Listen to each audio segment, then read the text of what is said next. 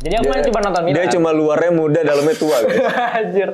Mungkin malah kepastiannya di El Clasico gitu. Malah jalan-jalan sama pacar barunya. Dia lagi jatuh cinta kan setelah lama nggak pacaran, dapet pacar. Mbappe, Vini. Gue rasa dia bakalan gampang banget ribut sama Vini sih. Serius?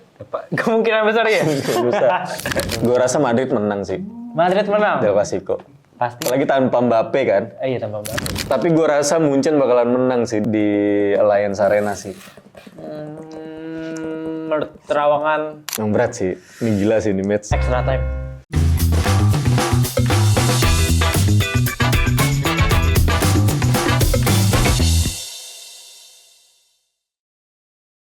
Glory, glory Inter Milan. Glory, glory Inter Milan.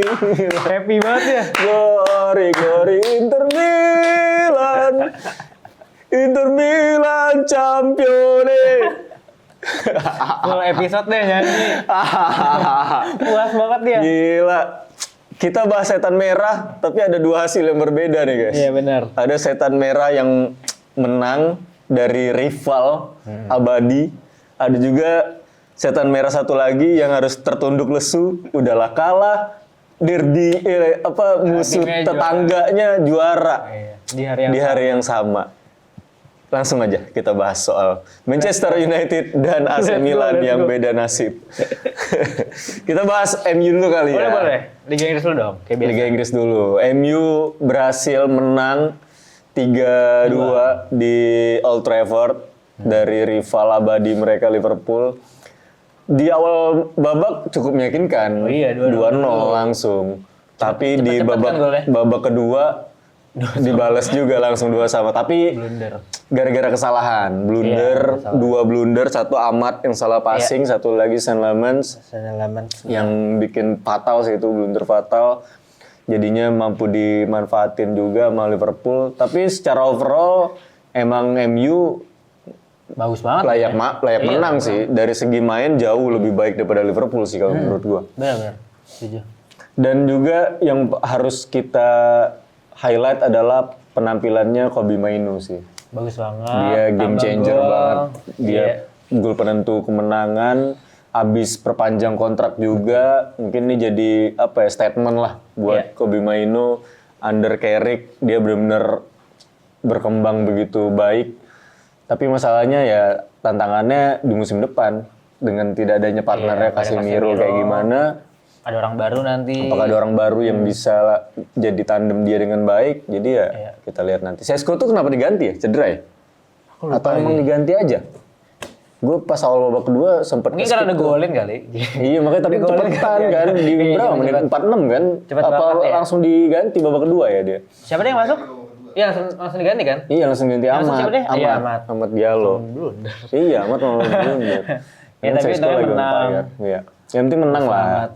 Oke lah, itu MU dan kemenangan ini penting banget karena langsung mastiin mereka balik ke Champions League gitu. Dari yang musim ini jarang main, liburnya kebanyakan, nah musim depan bakalan padat nih. Tapi dengan komposisi squad sekarang, kalau nanti bakalan padat banget, bahaya juga sih buat MU sih menurut squad saat ini kan? Iya, squad saat ini. Yang udah pasti harus upgrade, harus nambah pemain cadangan, pelapis, game changernya ketika satu cedera gimana, ya itu kan sekarang penambalannya masih belum inilah. Apalagi pemain-pemain inti mereka kayak mungkin Sesko oke lah masih ada Zirkzee gitu ya. Iya. Walaupun ya mungkin secara cabut kali tapi iya mungkin musim depan bakalan cabut. Terutama ketika Mbeumo ataupun Cunha injury. Nah itu belum tahu juga kan gimana nasibnya gitu ketika pemain pelapisnya nggak ada yang se-level gitu. Kayaknya sambil main, let's go. Kita main Arsenal Atletico. Tapi gimana lu ngelihat MU semalam? Mainnya bagus banget ya. Bahkan aku kira MU tuh bakal balas dendam 7-0 beberapa tahun lalu. Tapi ya karena mungkin blunder di awal babak kedua yang bikin mungkin MU jadi nggak bantai-bantai kali. Dan sebenarnya banyak peluang manis gitu ya, cuma sayang banget nggak jadi gol gitu. Tapi ya sangat terhibur lah sama match malam, terus juga golnya Mainoo juga bagus banget. Iya. Kalau gol Sesko sih keren sih. Bagus banget golnya. Kayak Tapi gol ya ini. striker. Iya, tapi ya striker, bener masuk posisi, lagi. Posisi. menentukan, cuma nyentuh dikit gol. Iya. Keren sih tapi MU dan udah kembali ke Liga Champion udah apa ya kayak seakan ini meyakinkan kalau Carrick kayaknya emang udah saatnya paling tepat untuk MU sih. Dan sekali lagi Bruno Fernandes juga nunjukin dia Iya, kualitasnya luar biasa ya, assist lagi Dia butuh satu assist lagi ya untuk mecahin Betul. siapa De Bruyne sama dalam satu musim kan. iya dalam satu musim. Dan ini juga apa tim-tim gede udah disapu bersih semua sama MU, iya benar, sejak sejak eranya Carrick. Betul. Jadi dari mulai City kan, pertama City menang, Arsenal. terus Arsenal away menang juga 3-2. Chelsea menang 1-0 away. Iya. Terus ya Spurs oke lah. Spurs kan Liverpool Spurs home tapi away. itu away belum sama Away, Carrick kan? iya belum Carrick. Masih Amorim. Tapi oke lah, back to back win dalam satu season. Ngalahin rival tuh salah satu hal yang gokil sih. Betul, setuju gua. Nah, tapi ya itu kita akan menanti gimana King MU. King MU nanti di Champions League karena tantangannya pasti bakalan jauh lebih berat lagi. Menurutku belanjanya bakal gila-gilaan Iya. sih. Nggak tahu gila-gilaan atau pembeliannya tepat kayak musim ini. Ya, betul. Kayak musim ini emang uangnya banyak nih keluarin, tapi pembeliannya tuh beda sama beberapa musim sebelumnya kan. Iya. Lebih tepat sesuai kebutuhan tim. Dan Lagi ada beberapa pemain yang udah mulai digosipin keluar kayak Mason Mount kan katanya isunya iya. udah mau dibawa Lampard buat di Coventry kan. iya, Kan promo juga tuh. Sama Ipswich juga tuh kita shout out juga buat Ipswich Town yang kemarin Ed Sheeran merayakan dengan bernyanyi bersama Ed Sheeran. Elkan Bagot. Itu Iya. seru banget sih Premier League musim depan. Sampai mengubur mimpinya Wrexham ya. Wrexham gagal kan? Iya, Wrexham gagal. promosi. Keren tuh kalau lolos juga padahal. Yes. Dan di pertandingan lainnya Arsenal Menang. meyakinkan. Cukup meyakinkan 3-0 di babak pertama itu ya. Semua golnya ya. 3 apa 2 ya? Aku lupa. Dan comeback-nya Bukayo Saka emang langsung kasih Impact. impact. Langsung silence buat haters. Iya, pastinya. benar. Ya nggak salah kemarin yang fans kita interview Saka iya. emang best. Emang best kalau nggak cedera. Tapi kan tidak lebih dari Yamal dong. Ya tapi maksudnya kemenangan ini menurutku membuat mereka kayak makin dekat sama gelar IPL sih. Iya. Terlebih ya sekarang beda 6 poin kan. Betul. Ya memang City belum main. Tapi City masih ini ada ngasih dua pressure yang tabungan ya? kenceng banget. Iya 2 tabungan. 2 tabungan match. Baru main dini hari nanti. Tapi ya tadi kita balik lagi dulu ke MU Liverpool. MU-nya oke lah. Udah pasti mengamankan zona Liga Champions. Nah Liverpoolnya ini nih. Liverpool peringkat 4 sih. Peringkat 4, tapi kan masih rentan gitu iya. posisinya karena masih ada siapa ya berarti dia Aston Villa dan Bawahnya ada Chelsea ya. Brentford, Chelsea. Brentford Chelsea dia. Brighton. Iya Brighton. Jadi masih posisinya tuh masih belum oke dan ini pressure juga buat Arne karena ya kayak kita tahu dia di bursa transfer musim ini tuh jadi yang terheboh gitu. Iya. Bahkan sampai paling heboh memang. Iya, 400 juta euro buat musim ini doang gitu. Bahkan pemain-pemainnya dua cedera ya kan. Isak sekarang lagi cedera lagi. Iya. Jadi ya ini yang jadi pressure buat Arne buat nasib dia di musim depan. Tapi kalau Champions kayak sih dipertahanin ya. Ya, kalau mungkin lolos target mungkin. Champions mungkin bakalan pertahanin. Mungkin yang lebih rentan Aston Villa kali ya. Maksudnya Ya. performanya dari Awal musim terlalu gini ya, terlalu nanjak ya. naik. Terus sekarang udah turun mulai banget. turun lagi. minggu lalu kalah di Europa League. Iya, Kemarin kalah sama Tottenham. betul. Yang buat Tottenham sekarang keluar dari Zona degradasi. Ya lumayan bikin sementara, lebih tenang bikin lah. lega ya. Tapi tau gak efeknya apa? Apa tuh? West Ham akan jadi gila-gilaan lawan Arsenal Betul. nanti. Ini yang kayak pertarungan final kali Iya. ya. Satu pengen keluar dari zona degradasi, satu pengen juara. Jadi absolute cinema harusnya. Iya, sama tim London lagi kan. Sama tim London. Terus ya Dan ini jadi catatan positif juga lah buat Spurs gitu dengan pelatih barunya. Kayak minggu lalu kan gue udah bilang Zerbi berhasil bikin mental pemain-pemain Spurs tuh sedikit membaik lah dengan sisa pertandingan ini gitu. Cuma ya masalahnya ada di badai cedera kan. Iya. Tapi ternyata ini kemarin berhasil menang lagi di 2 game beruntun. Ya mungkin ini jadi jawabannya Spurs lah untuk mengembalikan mereka keluar dari zona degradasi. Betul. Mungkin ini juga salah satu efek dari, kalau nggak salah mereka tuh sempat buka lowongan untuk psikologis deh, kalau nggak salah gitu. ya. Ya mungkin beneran udah dapat, terus ya ini pengaruhnya kali ya, efek Iya. dari nge-hire itu. Cuma ya kayaknya ya, menurut Mas Fazar, mereka akan stay di Premier League atau nanti ada kejutan, tiba-tiba West Ham menang lah. Ya gue kalau ngeliat formnya under Zerbi gitu, kayaknya positif sih. Apalagi Zerbi juga punya track record bagus dengan klub-klub yang ya let's say bisa dibilang tim-tim mid gitu ya, yang bukan mentalnya bukan pemain klub-klub gede gitu. Jadi mungkin under Zerbi emang cocok gitu dengan kondisi Spurs saat ini gitu. Iya, aku juga setuju sih. Kayaknya sih mereka stay sih. West Ham kayaknya yang degradasi. Cuma nggak tahu ya nantinya pas lawan Arsenal tuh mereka se-all out itu kah atau nggak salah lawan Brentford aja mereka kalah dibantai kan. Apalagi Arsenal yang punya kapabilitas lebih bagus dari Brentford. Iya, secara pemain, secara kualitas, apalagi terus ada secara keinginan juga pasti kan lebih besar kan. Dan terutama ya itu kembalinya Saka yang ngegolin sekarang ini. Boleh. Jadi dia udah kelihatan lah, jadi dari variasi serangannya yang sebelumnya kesulitan buat cetak gol. Iya, sekarang statement 3 gol. Iya, statement langsung 3 gol. Satu. Betul. Itu dia. Jadi modal baik juga buat Arsenal di Champions League nih. Oh iya. Karena lawan Atletico mereka berhasil ngamanin lah, seenggaknya nggak kalah. Main imbang di Wanda Metropolitano. Nah sekarang main di Emirates. Ya ini jadi suntikan moral yang bagus buat Arsenal. Iya. Jadi efeknya ada di Liga Inggris juga, di Champions League juga. Jadi double winner masih sangat amat possible kayaknya. Betul. Masih amat mungkin lah. Ya tapi itu dari Premier League lah karena masih ada sisa 2 pertandingan. Nanti Chelsea jam 9 malam mainnya. Chelsea. Agak aneh jam 9 malam di hari Senin. Terus juga City dini hari.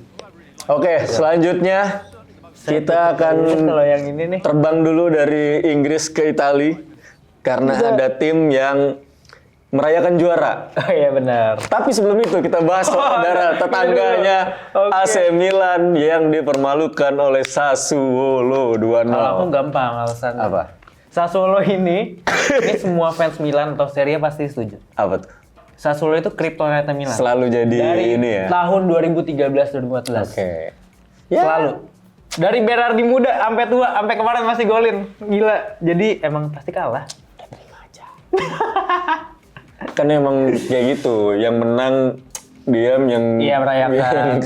merayakan. Ini kita menjelaskan. Yang kalah menjelaskan. Tapi gimana Dir, lu ngelihat AC Milan, kan gue melihat lu juga update di sosial media, pengen melihat season ini selesai secepat mungkin karena udah nggak sanggup lagi melihat AC Milan bermain. Nggak sanggup sih. Gimana sih lu ngelihat? Ya kita mungkin recap tipis lah perjalanannya AC Milan gitu dari musim ini. Oke, jadi di awal musim kan emang kalah pembukanya. Iya. Tapi setelah itu kayak Milan tuh berbeda. Mainnya bagus, mulai konsisten, hasil positif, mungkin unbeaten berapa game walaupun banyak serinya. Tapi itu di awal musim doang. Menuju akhir tuh aku udah nggak ngelihat apa ya istilahnya kalau bahasa Italia itu grinta. Grinta tuh kayak apa ya? Passion. Iya, semacam passion dalam bermain gitu. Udah nggak ada visinya gitu main. Koneksi antar pemain udah nggak ada. Basic passing aja kemarin nggak bisa. Jadi bener-bener nggak tahu ya. Mungkin pemainnya juga ya nggak tahu di ruang gantinya kah atau mungkin dalam satu musim pemain itu juga ada jenuh kali ya. Aku juga nggak ngerti. Itu kan mungkin urusan ruang ganti. Tapi ya mungkin karena salah satunya kayak udah nggak ada yang dikejar kali. Tapi masih ngejar Champions League sebenarnya belum aman juga ya. Cuma dengan apa ya? Target itu pun belum dapat kok kayak seakan-akan udah kelar gitu loh. Iya. Sementara kayak Sassuolo yang mainnya lebih ngotot. Sementara kan yang punya target jelas dan lagi dikejar ya itu Milan. Tapi ya lihat komposisi pemain mungkin squad ya, maksudnya kedalaman squad, Modric cedera, attacker musim ini jelek banget. Kayaknya emang top 4 tuh udah paling minimal banget sih. Itu bisa dapetnya udah bagus bahkan. Berarti masih ada kan buat terlempar dari zona Sangat Champions amat League. bisa sih. dengan gaya mainnya kayak gini sekarang. Oh iya, golinnya susah. Bahkan 1 gol dari 5 pertandingan. Seancur itu. Udah nggak enak ditonton sih menurut aku. Ditambah Allegri kan cara mainnya 3-5-2-nya masih ngotot gitu. Sementara kombinasi attackernya aja udah nggak works gitu. Dan tetap dipaksa. Iya. Ya mungkin harus ada pembaruan untuk musim depan walaupun pelatihnya tidak diganti. Allegri aja nggak apa-apa. Menurutku emang harus Allegri sih. Iya, Allegri mungkin emang cocok sebenarnya dengan gaya mainnya, cuma balik lagi ke pemain-pemainnya sekarang yang mentalnya secara mental, secara kondisi di luar lapangannya, mungkin tidak terjalin dengan baik, itu juga jadi faktor penentu kan. Tapi kalau menurutku yang harus disalahin adalah tetap manajemennya sih. Maksudnya ini udah tahun keberapa setelah Scudetto tapi nggak ada perubahan. Padahal orang harusnya ya kalau timnya habis juara itu kan malah jor-joran ya investasi untuk makin lebih baik kan. Menjaga kan. Iya, ini Maldininya dipecat. Semua yang core-nya Milan dijualin. Jadi itu yang dipertanyakan sih. Jadi Allegri itu menurut aku bukan faktor utama dalam kesalahan Milan di musim ini sih kalau misalnya nggak dapet target. Ada, tapi maksudnya ini juga faktor manajemen yang nggak ngasih pemain sesuai kemauan dia. Ya gitu-gitulah. Agak kompleks sih. Setuju. Ya berbanding terbalik dengan tetangganya yang baru aja mengunci gelar ke-21 ya. 21. Ke-21. Selisih 2 sekarang. Selisih 2. Padahal berapa 1 dekade terakhir atau berapa jauh ya. Milan unggul, tapi ya itu bukti bahwa Inter manajemennya lebih bagus kan. Maksudnya punya ambisi yang jelas. Ya wajar mereka dapat banyak trofi dan ya itu harus diapresiasi sih. Betul. Bagus banget itu. Nah ini juga terutama yang menjadi sorotan adalah bagaimana peran Christian Cifu di debutnya bisa membawa Inter Scudetto. Menurut lu gimana, Dir? Oh ini aku baru mendalami ya maksudnya ternyata penunjukan Cifu itu ternyata bukan sesuatu yang tanpa dasar sih. Ternyata Cifu itu tuh udah berkarir sebagai pelatih tim muda Inter mungkin hampir 7 tahun. Jadi dia bangun reputasinya, kredibilitasnya, pengetahuan dan segalanya dari dasar itu bener-bener underrated banget lah. Itu tanpa sorotan media. Kan Cifu masih pelatih muda. Ya apalagi yang digantikan Simone Inzaghi itu juga lumayan bikin shock kan. Iya, bener. Mungkin hampir seluruh fans di Serie A nggak ragu kali ya, termasuk aku kayak masa Inter jadi mediocre sih. Tapi ternyata Cifu emang udah punya dasar fundamental yang bagus banget. Cuma ya itu nggak tersorot media aja dan apalagi musim lalu kan Inter abis kehilangan kesempatan menang berapa ya? Mungkin quadruple kali. Tapi di akhir musim tiba-tiba gone semua. Even di endingnya dibantai PSG itu kan butuh sembuh dari mental yang hancur banget kali ya. Tapi Cifu bisa nyembuhin itu. Bahkan di ruang gantinya sempat ada konflik kan di awal musim antara Hakan sama Lautaro. Tapi turns out jadi dia bisa benerin itu dan performa Inter konsisten banget. Jadi kalau mungkin fans lain bilang Inter juara karena pesaingnya jelek semua. Tapi kan Internya bagus, konsisten. Jadi emang paling layak sih. Dan itu harus diapresiasi banget sih buat Cifu kalau menurut aku. Itu gue salah satu yang lumayan inilah ketika Simone Inzaghi dipecat gitu, apalagi pencapaiannya dalam 2 musim kan, berarti back to back final ya kalau nggak salah. Bukan nggak back to back sih, tapi dalam 3 tahun musim. Tapi tetap oke banget lah. Iya, maksudnya bisa konsisten gitu dengan Inter. Terus tiba-tiba dia dipecat apa mengundurkan diri waktu itu?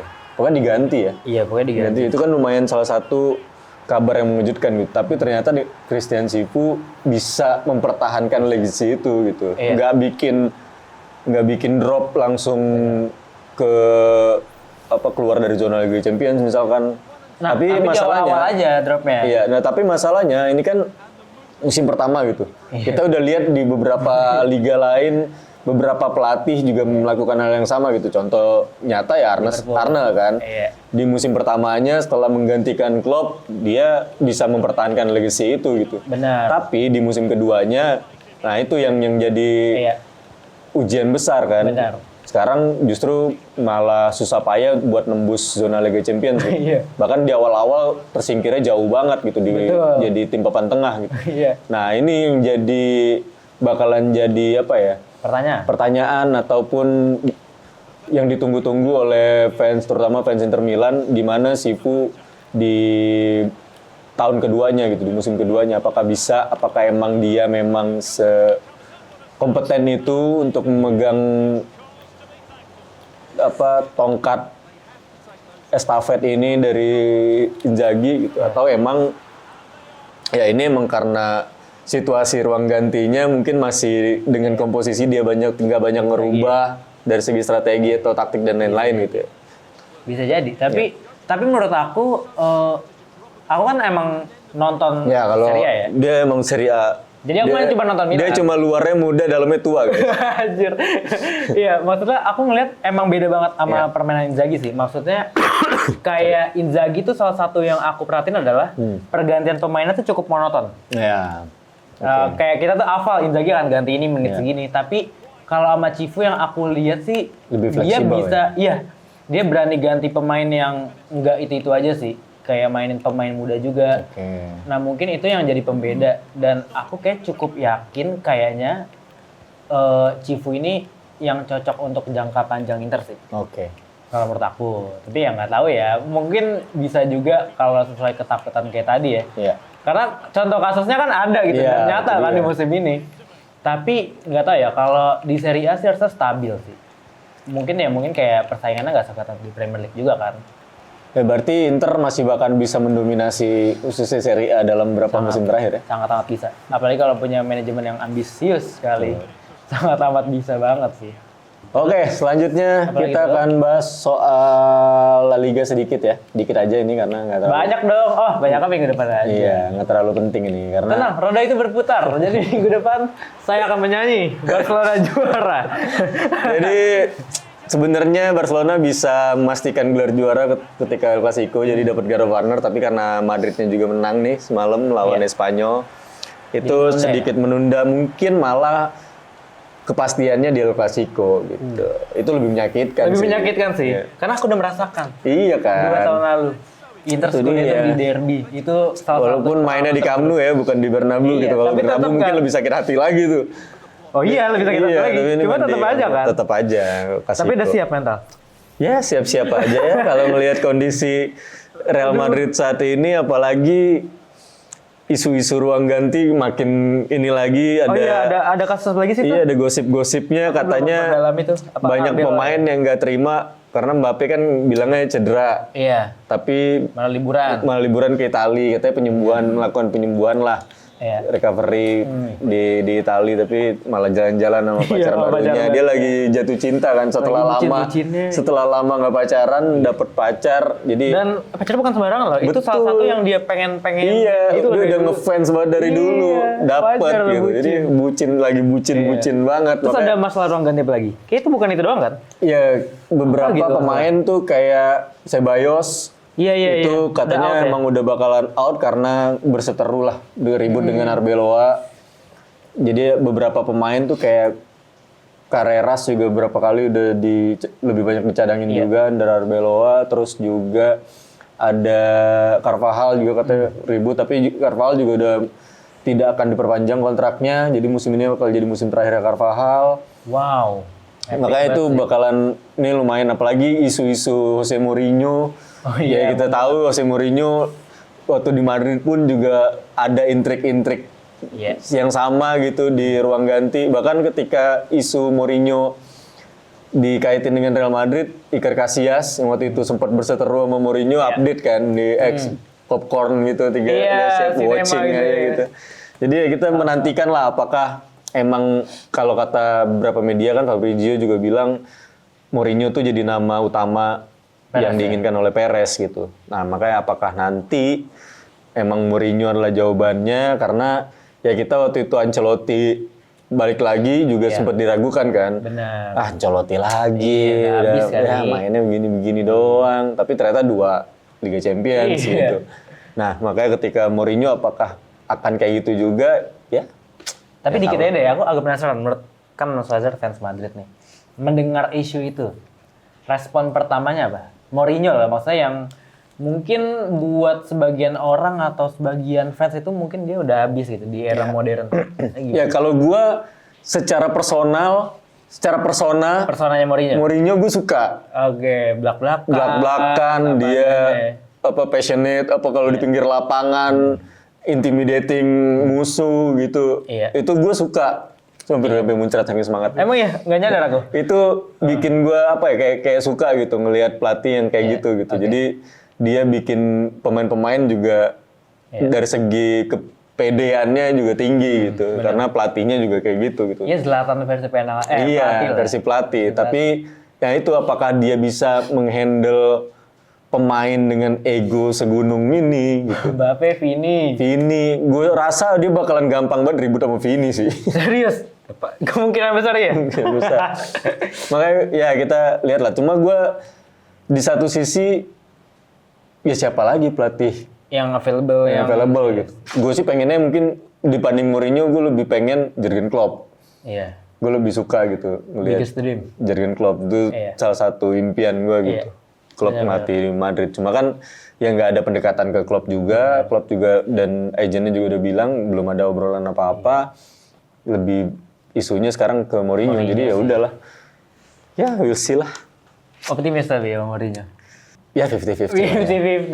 50-50. Terutama sih sebenarnya pemain sih kalau menurut gua. Iya ya, masa ruang ganti kuncinya tuh di ruang ganti, di pemain gitu. Jadi siapapun pelatihnya, ya Alonso kurang bagus apa, legend juga di Madrid. Tapi nggak bisa begitu berbuat banyak gitu di ruang ganti gitu. Masih aja ribut. Bahkan Tapi kalau soal taktik oke. Mourinho masih oke. Ya, Mourinho ya kira gue sabi. Mourinho ya gitu-gitu. Ya gitu aja sih. Masa udah kebayang kan akan main seperti Ya akan kebayang, tapi dengan gayanya Mourinho tapi mungkin lebih mumpuni kali. Oh iya. Karena pemain-pemain depan Madrid punya speed yang tinggi, punya skill itulah gitu buat counter attack. Iya, Mourinho banget lah. Defense-nya nih yang jadi sekarang masalah kan. Defense-nya juga nggak begitu solid juga gitu. Apalagi ada TAA yang tipenya bukan tipe-tipe back sayap yang parkir bis gitu. Dia yang selalu maju ke depan gitu. Makanya kita nggak tahu apakah nanti dengan datangnya Mourinho akan banyak lagi pemain yang tersingkir dengan buat ngikutin gaya permainannya dia kan kita. Ini juga sih yang akan jadi pertanyaan tuh. Itu dia. Yang penting jangan ganggu Arda Güler, please. Iya, itu harus dijaga untuk bertahun-tahun ke depan. Betul. Tapi gimana deh ini terakhir nih. Juara nggak di El Clasico, Barca? Sebelum kita pindah ke Gue rasa Madrid menang sih. Madrid menang? El Clasico. Pasti. Apalagi tanpa Mbappe kan. Iya, tanpa Mbappe. Tanpa Mbappe kita lihat semalam mainnya ya masih oke lah secara Vini 2 gol ya? 2 gol dengan skema yang sama. Oke. Dipantulin bola pantul gitu. Pertama Gonzalo Garcia, keduanya Bellingham gitu. Ya, jadi gue rasa tidak akan menang dengan mudah lah. Apalagi Yamalnya nggak ada kan. Gue takut buat Yamal soalnya. Yamal tuh gila banget tuh. Gila, one of the best.